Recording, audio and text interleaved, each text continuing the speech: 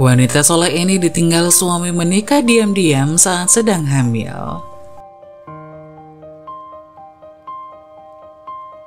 Yang sudah subscribe, semoga rezekinya lancar ya.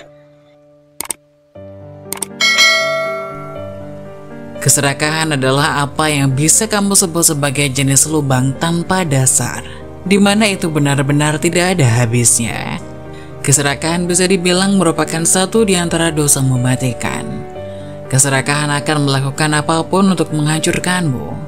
Itulah mengapa keserakahan disebut dosa paling mematikan.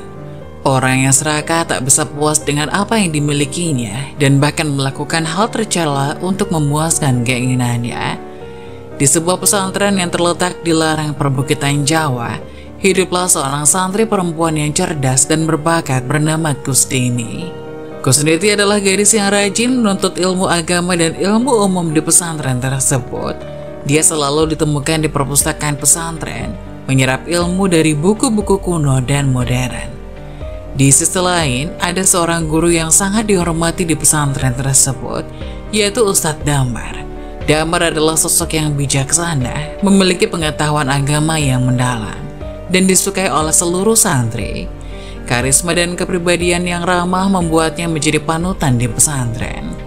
Suatu hari Kusniti dan Damar dipertemukan dalam sebuah diskusi agama yang diadakan di pesantren.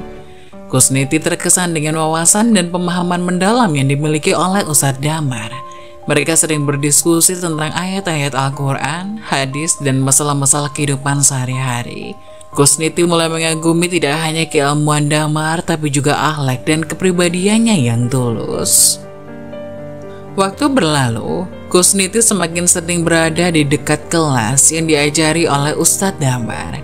Keduanya makin akrab, dan Damar pun mulai menyadari ketulusan dan semangat belajar Kusniti.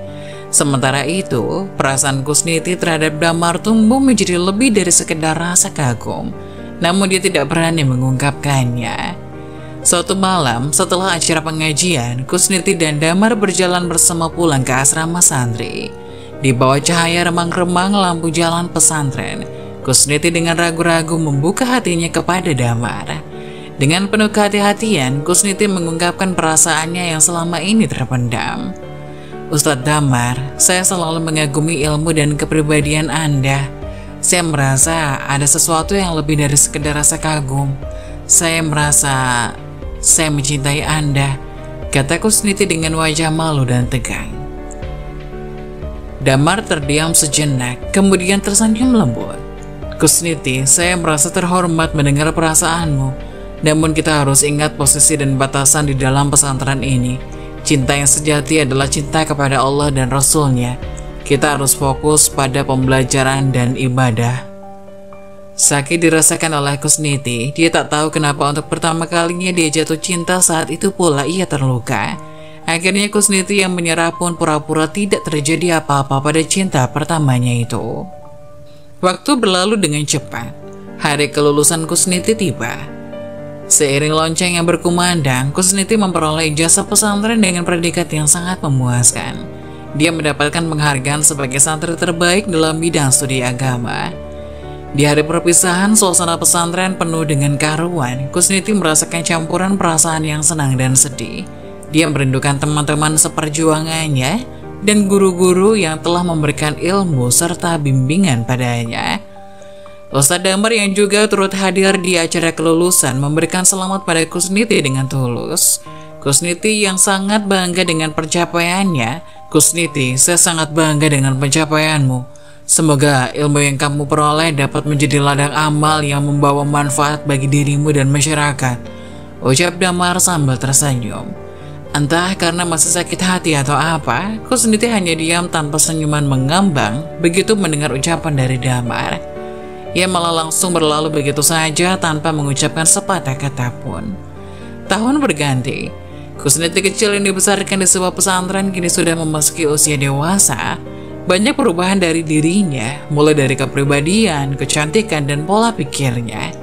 Kusniti yang kini memasuki masa-masa akhir dan master semakin terlihat cantik dan menarik. Banyak laki-laki yang mendekatinya, tapi Kusniti mengabaikannya dengan alasan dirinya ingin fokus kuliah terlebih dahulu. Suatu ketika, selembar undangan yang mengingatkannya kepada cintanya di masa lalu datang. Undangan untuk menghadiri acara di pondok pesantren tempat Kusniti mencari ilmu, tempat Kusniti bertemu cinta pertamanya, dan juga tempat Kusniti merasakan sakit hati pertamanya. Akhirnya setelah menempuh perjalanan beberapa jam dari kosannya, Kusniti menapakkan kaki di pesantren itu lagi. Ia langsung disambut oleh panitia acara sebagai alumni dan menikmati pertunjukan yang diadakan oleh santri pesantren itu. Hingga tiba-tiba matanya bertemu dengan sosok laki-laki yang tidak asing baginya. Lelaki itu mesti terlihat sama seperti tak termakan usia. Lelaki itu malah semakin terlihat bijaksana. Dia adalah Damar yang ternyata dari tadi memandangi Kusniti dari kejauhan. Mendapat tatapan yang sama, Kusniti pun menganggukkan kepala tanda hormat dan salam sapa. Damar yang mendapat anggukan dari Kusniti tersenyum manis. Damar merasa Kusniti yang sekarang itu sudah sangat berubah. Ia terlihat lebih cantik di matanya. Setiap kali Damar melihat Kusniti, hatinya berdebar-debar dan pandangannya penuh dengan kelembutan. Namun ia menyadari bahwa sebagai seorang guru di pesantren ada batasan dan etika yang harus dijaga. Acara yang berlangsung selama 3 hari itu memberikan kesempatan Kusniti dan Damar untuk bereuni. Karena statusnya bukan santri lagi, Kusniti bebas melenggang untuk memasuki pesantren putri untuk menyapa para santri di sana dan berbagi pengalaman seputar kehidupan kuliahnya. Dari kejauhan, Damar memandangi setiap gerak-gerik Kusniti. Gadis yang pernah ditolaknya itu kini menjadi semakin menarik perhatian. Hingga suatu hari, ketika pesantren sedang sepi setelah sholat Isya, Damar memutuskan untuk berbicara dengan Kusniti. Mereka duduk di bawah pohon tua yang menjadi saksi bisu bagi banyak kisah di pesantren itu. Kusniti, ucap Damar dengan lembut. Saya ingin bicara tentang sesuatu yang mungkin tidak pernah saya ungkapkan sebelumnya. Saya menyadari bahwa kita punya perbedaan posisi dan umur. Tapi hati ini tidak pernah berhenti memikirkanmu. Saya tak bisa menahan perasaan ini lagi. Kusniti mendengarnya dengan baik-baik dan ekspresi wajahnya terlihat campuran antara keterkejutan dan kelembutan. Damar melanjutkan, namun saya sangat menghormati posisi kita di pesantren ini. Kita harus menjaga batasan-batasan yang ada. Cinta kita harusnya ditempatkan pada Allah dan perjuangan mencari ilmunya. Saya tidak ingin membebani hatimu dengan perasaan yang mungkin sulit dipahami. Kusniti yang mendapat pengakuan itu merasa bingung. Ia tidak tahu harus merespon apa dan bagaimana. Ia tahu cintanya dulu bertepuk sebelah tangan, tapi kenapa hatinya sekarang seolah sedang bergejolak gembira? Maaf Ustadz Damar, ini di pesantren. Saya tidak bisa menerima pernyataan Ustadz Damar begitu saja. Kalau begitu saya permisi. Assalamualaikum, kata Kusniti kemudian berlalu meninggalkan Damar. Kusniti, apakah aku ditolak? Kata Damar sedikit berteriak pada Kusniti yang agak jauh. Tapi Kusniti hanya berdiri dan memandanginya dengan senyum kemudian pergi lagi meninggalkan Damar yang masih berdiri mematung di depan masjid. Hingga pagi harinya Kusniti pun pamit dari acara tersebut karena memang acara sudah selesai. Tapi kali ini Kusniti tidak pulang ke kosannya melainkan pulang ke rumah orang tuanya. Entah mengapa setelah pengakuan cinta dari Damar, Kusniti menjadi kepikiran dan mendadak rindu dengan kedua orang tuanya. Beberapa hari setelah itu, Kusniti kembali ke rumah. Sebuah kejutan tak terduga menanti. Ustadz Damar tiba di rumah Kusniti dengan penuh semangat. Wajahnya terpancar kegugupan, tetapi tekad yang kuat terlihat dalam matanya. Damar duduk di hadapan Kusniti dan keluarganya, lalu dengan tulus ia mengungkapkan niatnya. Kusniti, sejak pertama kali bertemu denganmu di pesantren, hatiku telah terikat padamu. Saya sangat menghargai kebijaksanaanmu, kecerdasanmu, dan kelembutan hatimu. Seiring waktu, perasaan ini hanya semakin kuat. Oleh karena itu saya datang ke sini untuk meminta izin kepada keluargamu dan untuk melamarmu. Keluarga Kusniti terkejut namun senang dengan kehadiran Ustadz Damar. Mereka melihat kebaikan hati dan ketulusan yang dimiliki oleh Damar. Mereka tahu bahwa Kusniti juga memiliki perasaan yang mendalam padanya. Kusniti merenung sejenak. Menyadari bahwa kebahagiaan dan kesuksesan di pesantren tidak membuatnya lupa akan nilai-nilai agama dan moral. Setelah pertimbangan yang matang, dia tersenyum dan menjawab, Ustadz Damar, saya merasa terhormat atas perasaan Anda. Saya juga menyadari betapa baiknya hati Anda. Izinkanlah saya memikirkan hal ini dengan sungguh-sungguh dan berbicara dengan keluarga saya. Damar mengerti dan memberikan waktu pada Kusniti untuk mempertimbangkan tawarannya. Beberapa hari kemudian setelah berdiskusi dengan keluarga, Kusniti memberikan jawaban. Ustadz Damar, saya bersedia menerima tawaran Anda. Saya melihat kebaikan dan ketulusan di hati Anda, dan saya yakin kita bisa membina rumah tangga yang berlandaskan pada nilai-nilai agama dan cinta kepada Allah. Senyum bahagia melintas di wajah Damar. Keluarga Kusniti mengucapkan selamat atas pertunangan mereka. Kisah cinta yang penuh dengan nilai-nilai agama dan pengabdian pada ilmu akhirnya berlanjut ke jenjang yang lebih serius, membawa harapan dan kebahagiaan bagi Kusniti dan Ustadz Damar dalam membina rumah tangga yang bahagia dan berkah. Hari pernikahan Ustadz Damar dan Kusniti tiba. Suasana di masjid penuh dengan haru dan keceriaan. Masjid yang didekorasi indah dengan bunga-bunga segar dan hiasan tradisional menciptakan atmosfer yang khusyuk dan penuh berkah.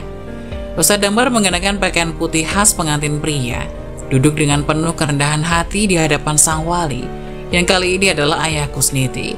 Wajah Damar penuh dengan ekspresi campuran antara kegugupan dan rasa syukur. Kusniti yang mengenakan gaun pengantin yang sederhana namun anggun masuk ke masjid diiringi oleh keluarganya. Matanya bersinar, senyumannya merefleksikan kebahagiaan yang memenuhi hati. Dia melangkah dengan gemulai menemani ayahnya menuju tempat Damar. Ketika Kusniti tiba di hadapan Damar, Ustadz yang memimpin akad nikah membacakan ayat-ayat suci Al-Quran yang memuliakan pernikahan. Wajah Damar dan Kusniti penuh perhatian pada kata-kata yang memiliki makna mendalam tersebut. Saat tiba waktunya untuk ijab qabul, Damar dan Kusniti melafalkan ikrar pernikahan mereka dengan lantang dan tulus. Saat terima nikah dan kawinnya, Kusniti bin Sugiono. Suara gemetar dan haru terdengar dalam setiap kata yang diucapkan. Mata mereka yang bertemu penuh makna, dan keluarga serta tamu yang hadir merasakan kehangatan dan keberkahan dari pernikahan ini. Ana ujibuka nafsi fidin watakia, ucap Damar, mengucapkan ikrar pernikahan dengan ragu dan haru, menunjukkan tekadnya untuk menjaga dan membimbing Kusniti dalam kebaikan. Qabiltu, jawab Kusniti dengan suara yang penuh kepastian dan keyakinan menerima ikrar dari Damar. Suara takbir menggema di dalam masjid dan suasana haru terasa begitu kental. Keluarga, sahabat, dan santri yang hadir ikut merasakan keindahan dan keberkahan dalam momen sakral ini. Setelah akad nikah selesai, Damar dan Kusniti duduk bersama-sama untuk melanjutkan tahap berikutnya. Dari perjalanan mereka sebagai suami dan istri, mereka saling berbisik dan tersenyum, merayakan awal dari sebuah komitmen yang tak ternilai. Tapi kata orang, kehidupan cinta sesungguhnya terjadi setelah pernikahan. Di situ juga kekuatan cinta Damar dan juga Kusniti diuji. Di mana beberapa bulan setelah pernikahan, Kusniti yang sudah menyelesaikan kuliah S1-nya menjadi ibu rumah tangga, harus berpisah dengan Damar suaminya dengan Damar harus melanjutkan kuliah S2 di luar negeri. Walaupun Kusniti selalu memberikan penuh dukungan pada keputusan Damar untuk melanjutkan studi S2, kehadiran Damar yang kurang di rumah membuat Kusniti merasa kesepian. Rumah yang dulunya penuh tawa dan ceria, kini terasa sunyi saat Damar tidak ada di sampingnya. Kusniti menjalani hari-harinya dengan menyelesaikan pekerjaan rumah tangga, membaca, dan mengikuti kegiatan sosial di sekitar tempat tinggalnya. Namun kehadiran Damar yang biasanya menjadi pendamping setia dan sahabat membuatnya merasa kehilangan. Setiap malam, Kusniti menunggu telepon dari Damar dengan penuh rindu. Saat Damar menelpon, Kusniti selalu menyambutnya dengan senyuman yang hangat, mencoba menyembunyikan perasaan yang mulai merasa kesepian. Namun Damar bisa merasakan perubahan dalam suasana hati Kusniti. Sayang, maafkan aku menyadari bahwa kesibukanku di kampus membuatmu merasa kesepian. Aku sangat menghargai dukunganmu, dan aku berjanji saat pulang nanti, kita akan pergi bulan madu yang kedua, ucap Damar dengan suara yang penuh penyesalan. Kamu janji ya sayang? Kata Kusniti. Janji, jawab Damar. Suatu pagi, Kusniti terbangun dengan tubuh yang terasa lemas dan sakit kepala yang tak tertahankan. Ia mencoba untuk bangun dan melanjutkan aktivitasnya seperti biasa. Tapi rasa sakit yang semakin parah membuatnya terpaksa untuk kembali berbaring. Kusniti mencoba menghubungi Damar, tapi panggilannya tidak diangkat. Pesan singkatnya tak mendapatkan balasan. Pada siang itu, sakit Kusniti makin parah, demamnya meningkat dan tubuhnya terasa lemas. Ia merasa kehilangan energi dan kehangatan, dan kekosongan rumah yang seharusnya dipenuhi oleh kehadiran Damar semakin terasa. Di sisi lain, Damar masih di perpustakaan dibuat kaget karena HP-nya mati. Ia lupa ngecas malamnya karena terus teleponan dengan Kusniti, hingga akhirnya Damar pun memutuskan untuk ngecas nanti setelah pulang dari perpustakaan. Hari itu matahari terbenam di langit kampus luar negeri yang indah. Damar duduk di sudut perpustakaan dengan buku-buku di sekitarnya, mencoba memahami materi kuliah yang baru saja diajarkan. Suara langkah kaki yang tenang mendekat, dan Damar melihat seorang mahasiswa dengan pakaian yang sopan dan berambut panjang coklat. Dengan buku di tangannya berhenti di depan rak buku yang sama dengan Damar. "Mahasiswa dari Indonesia?" tanya wanita itu. "Iya, dari Indonesia juga," tanya Damar. "Iya, kenalin, Cynthia." "Damar." Setelah perkenalan singkat itu, mereka mulai bicara tentang buku-buku yang mereka baca, dan seiring waktu, obrolan mereka merambah ke topik-topik lain. Hingga Damar teringat dengan HP-nya yang lowbat. Dan untungnya Cynthia membawa charger yang sama dengan HP Damar. Hingga akhirnya mereka melanjutkan perbincangan sambil menunggu HP Damar menyala kembali. Hingga akhirnya HP-nya menyala, Damar melihat pesan-pesan yang belum dibalas dan beberapa panggilan yang tak diangkat. Hatinya terasa berat. Ia segera menghubungi Kusniti dan merasa cemas ketika mendengar suaranya yang terdengar lemah. "Sayang, maafkan aku tidak tahu kamu sakit," ucap Damar dengan suara penuh penyesalan. Kusniti yang terbaring lemah mencoba tersenyum. "Tidak apa-apa sayang, aku tahu kamu sibuk, ini hanya demam." Namun Damar merasa bersalah dan tak tega melihat Kusniti yang tampak begitu rapuh. Dalam video call-nya, Damar tampak khawatir karena tidak bisa mendampingi saat sakitnya Kusniti. Tapi mau bagaimana lagi, dirinya berada di luar negeri dan tidak bisa langsung pulang begitu saja. Satu-satunya yang bisa dia lakukan adalah belajar semaksimal mungkin dan mendapat nilai terbaik agar bisa lulus tepat waktu dan bisa segera pulang berjumpa dengan istrinya. "Kamu sudah periksa?" tanya Damar. "Sudah." "Terus kata dokter apa?" tanya Damar khawatir. "Aku hamil 2 minggu, jawab Kusniti masih melemah. Wajah Damar langsung berseri-seri dan matanya berbinar-binar. Ia bangkit dari tempat duduknya dan mendekati Kusniti dengan penuh kebahagiaan. "Benarkah? Ini kabar yang luar biasa. Alhamdulillah, kita akan jadi orang tua." "Apa kamu senang sayang?" tanya Kusniti. "Sangat senang, ini adalah berita terbaik dalam hidupku. Aku sangat bersyukur atas karunia ini. Kita akan menjalani perjalanan yang luar biasa bersama," ucap Damar dengan tulus. Kusniti merasa ikut senang begitu melihat wajah senang dari Damar. Tapi sayang, trimester pertama kehamilan Kusniti ternyata harus dijalani tanpa kehadiran Damar di sampingnya. Damar yang tengah menimba ilmu di luar negeri merasa sangat menyesal karena tidak bisa mendampingi Kusniti dalam momen yang begitu berharga ini. Kusniti merasa kesepian dan rindu akan kehadiran Damar. Kehadiran sang buah hati dalam kandungannya membawanya pada berbagai perubahan emosional, dan tanpa Damar di sisi, kesepian itu semakin terasa. Ia merindukan kehadiran Damar untuk bicara, berbagi cerita, dan merasakan setiap momen kehamilan bersama. Damar, meskipun sibuk dengan pekerjaannya, merasa sangat terpukul mendengar bahwa Kusniti merasa sendirian. Ia berusaha memberikan dukungan dari jarak jauh melalui telepon dan pesan-pesan. Setiap malam mereka berdua berbicara tentang hari-hari mereka. Kusniti berkisah tentang perubahan fisik dan emosional yang ia rasakan, dan Damar berusaha memberikan semangat dan dukungan dari kejauhan. Meski begitu, Kusniti tetap merindukan kehadiran fisik Damar yang tidak dapat digantikan oleh kata-kata dan suara melalui telepon. Beberapa kali, ia merasa hampa dan cemas menghadapi perubahan tubuhnya sendirian. Kusniti berusaha tetap kuat dan optimis, namun kehadiran Damar sangat ia perlukan untuk melewati masa-masa ini dengan lebih tenang. Bulan berlalu, karena kesibukan yang tidak henti, Damar menjadi jarang untuk menghubungi Kusniti. Seharian ia akan berada di kampus dan di sisa hari yang lain ia gunakan untuk bertemu teman-temannya lalu pulang dalam keadaan lelah. Yang tanpa diduga ternyata Damar dan Cynthia satu kelas dan satu kelompok di suatu mata kuliah. Mata kuliah yang membawa Damar dan Cynthia bersama-sama adalah Cross-Cultural Communication, sebuah pelajaran yang memberikan mereka kesempatan untuk lebih memahami perbedaan budaya dan bahasa. Dalam kelompok mereka ditempatkan bersama untuk sebuah proyek penelitian tentang interaksi antar budaya di lingkungan kampus. Dalam setiap pertemuan kelompok, Damar dan Cynthia semakin akrab satu sama lain.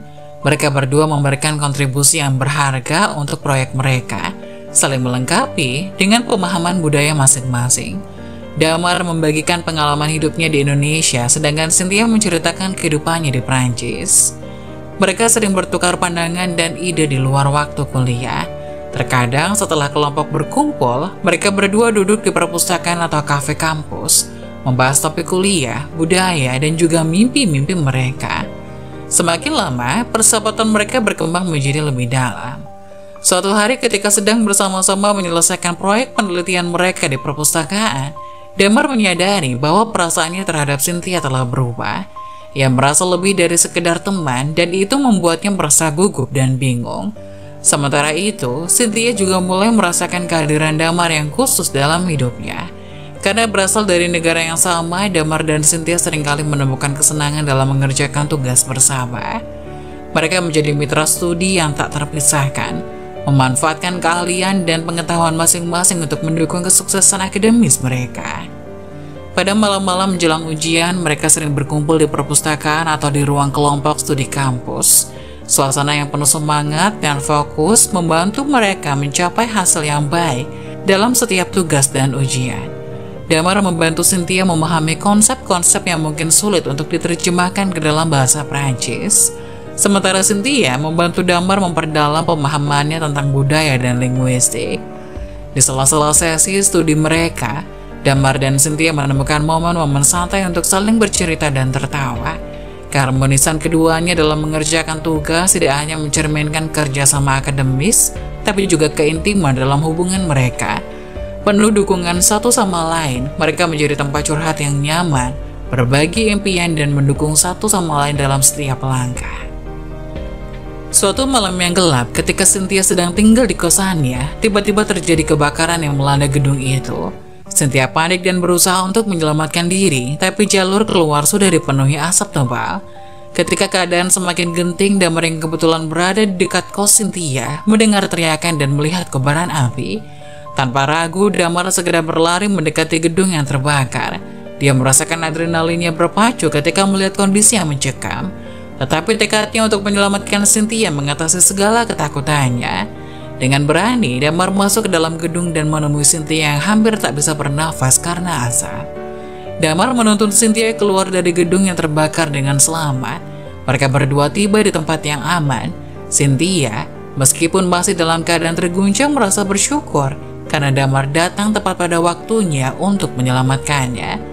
Saat itu di tengah kegelapan malam yang dipenuhi kepulan asap, Cynthia memandang mata Damar dengan penuh rasa syukur. Tanpa disadari, perasaan cinta di antara mereka semakin dalam dan kuat. Cynthia menyadari betapa berharganya nyawa yang baru saja diselamatkan oleh Damar. Dan di saat itulah ia berkata dengan penuh tulus, "Damar, aku tak tahu bagaimana mengucapkan terima kasih yang cukup untuk penyelamatanmu ini. Tapi aku ingin berjanji padamu, aku akan menjadi bagian dari hidupmu. Aku berjanji akan menikahimu karena kau telah menyelamatkan hidupku." Damar yang merasa bahagia karena bisa menyelamatkan Cynthia tersenyum dan berkata, "Aku tidak melakukan ini untuk mendapatkan janji darimu, Cynthia. Aku melakukan ini karena aku peduli padamu, tapi jika itu yang kau inginkan, aku akan senang menerimanya." Mereka berdua meskipun masih terpenuhi asap dan kegelapan merasa bahwa momen itu membawa mereka lebih dekat satu sama lain. Cynthia yang berjanji akan menikahi Damar, dan Damar yang merasa memiliki motivasi baru dalam hubungan mereka.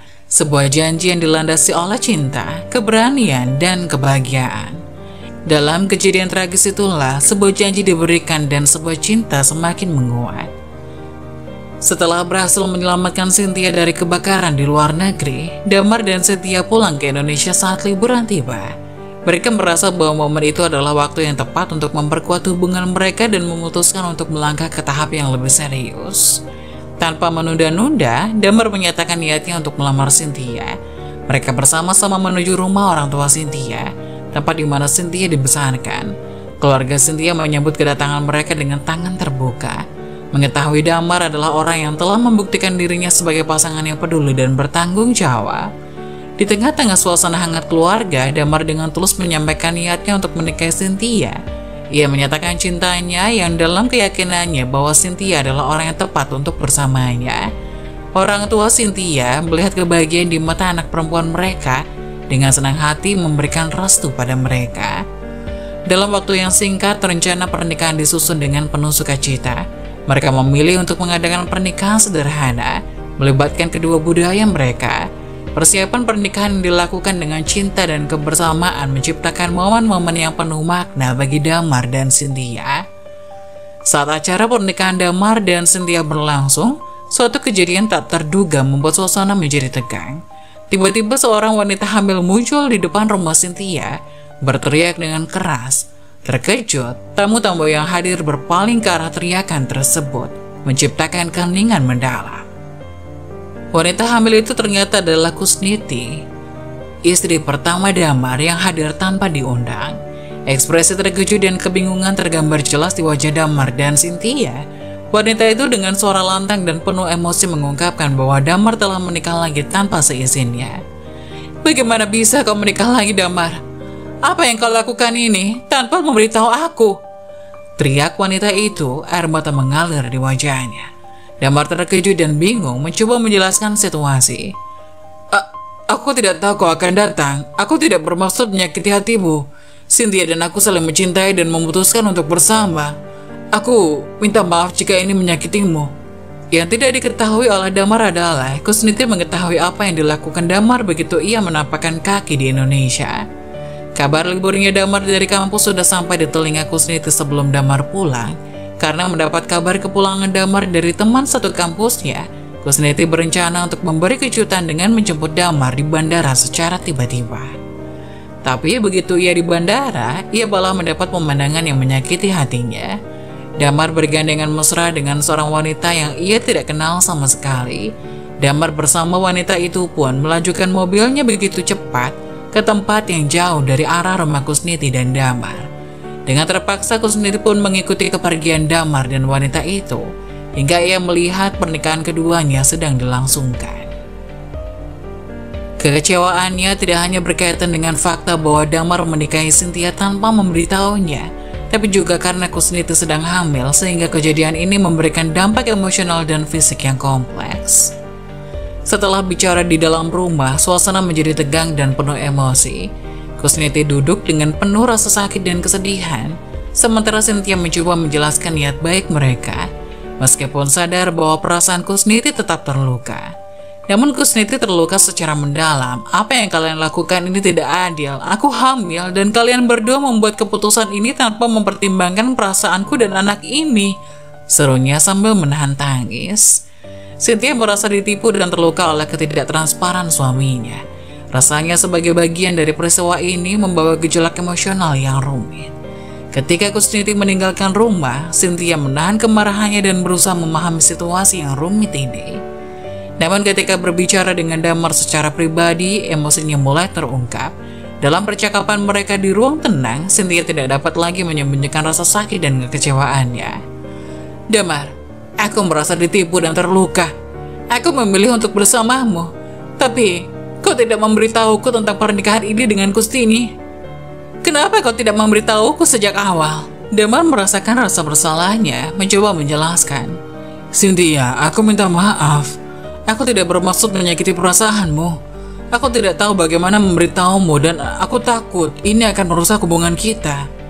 Cynthia dalam keadaan emosional yang rumit merasa terluka dan ditipu oleh Damar.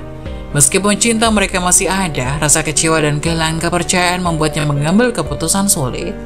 Dalam suatu momen yang penuh ketegangan, Cynthia memutuskan untuk mengusir Damar dari rumah mereka.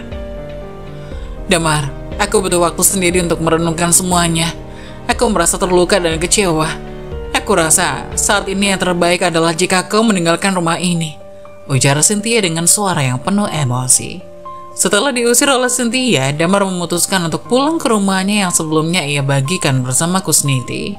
Namun ketika Damar tiba di rumah, ia menyadari bahwa Kusniti tidak di sana. Rumah itu terasa sunyi dan kosong. Dengan kekhawatiran yang mendalam, Damar mencoba menghubungi Kusniti, tapi panggilannya tidak dijawab. Keprihatinan dan rasa bersalah semakin menghantui. Beberapa bulan setelah kejadian yang mengguncang rumah tangga Damar, 2 surat cerai tiba di tangannya. Satu surat datang dari Kusniti, istri pertama Damar, dan yang lainnya dari Cynthia, istri kedua yang baru saja menikah dengannya. Surat cerai dari Kusniti di dalamnya, Kusniti menyatakan bahwa kepercayaan dan ikatan di antara mereka telah hancur akibat ketidaktransparan Damar dan perasaannya yang terluka. Ia berpendapat bahwa perjalanan pernikahan mereka telah berakhir dan mencapai titik akhir.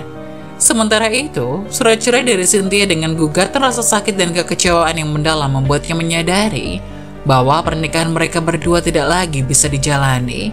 Surat tersebut menggambarkan perasaan Cynthia yang terluka.